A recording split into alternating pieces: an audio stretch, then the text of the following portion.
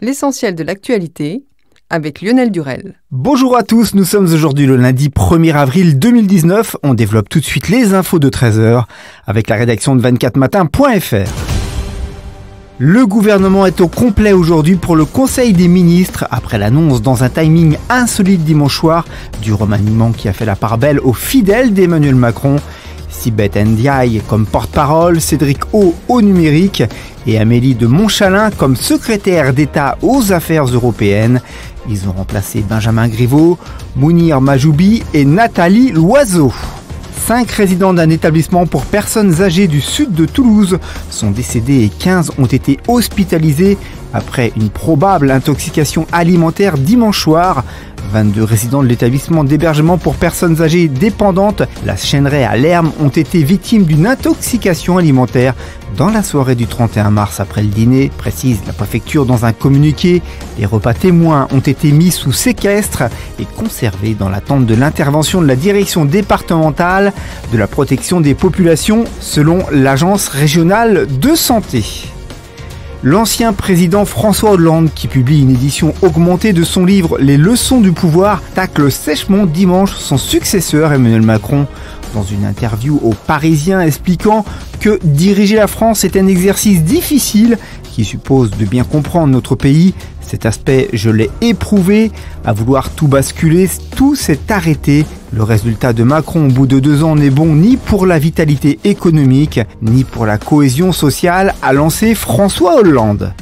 Aux États-Unis, l'Alaska se dirige vers des records de chaleur puisque par endroits, les températures sont 15 degrés supérieures au normal de saison. Selon un spécialiste, les mois de février et mars ont tous deux été exceptionnellement doux et beaucoup d'endroits sont en passe de battre des records de chaleur pour mars. Dans cette région, le réchauffement est 2 fois plus rapide que la moyenne mondiale. Une situation due au déclin de la glace de mer et à l'augmentation des températures océaniques.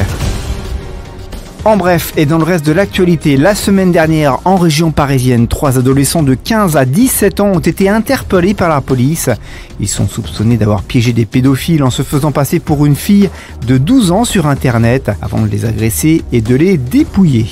Le président algérien Abdelaziz Bouteflika a nommé dimanche un nouveau gouvernement censé apaiser la contestation inédite auquel il fait face depuis plus d'1 mois et dont disparaissent comme promis la plupart des piliers. Cette nouvelle équipe compte 27 membres, dont seulement 6 du précédent gouvernement.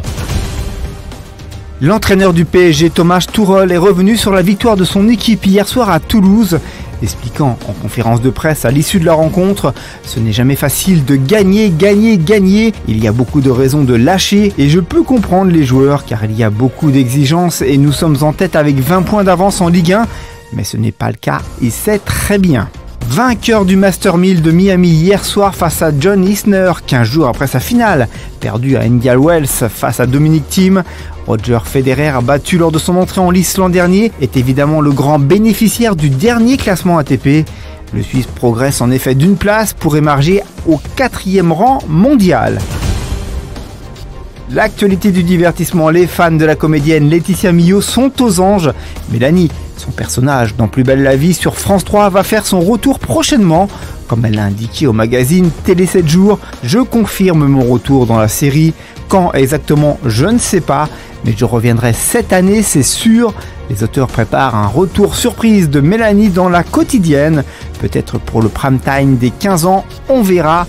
A-t-elle lâché avec une pointe de malice ?